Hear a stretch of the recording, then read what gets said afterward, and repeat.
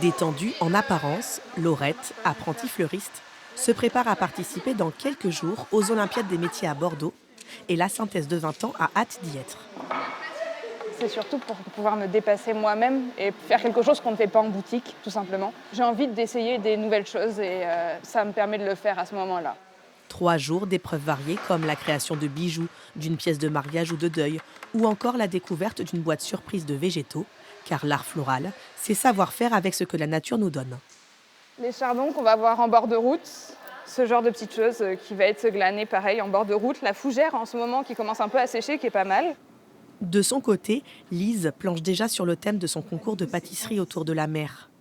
La jeune femme a imaginé un support à gâteau qu'elle devra réaliser en plus des entremets, bonbons et autres figures imposées. Le thème m'inspire quand même bien. C'est un thème qui est assez large et je pense que chacun des concurrents, on peut avoir tous une vision différente des choses.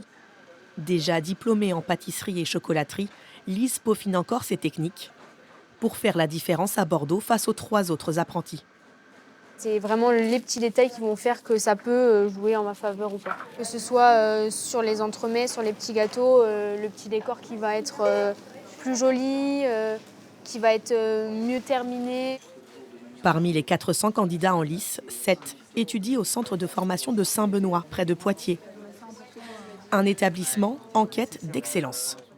La formation et la préparation au concours y participent largement à atteindre ce niveau d'excellence. Et c'est aussi un bon facteur d'émulation auprès de l'ensemble de nos apprenants.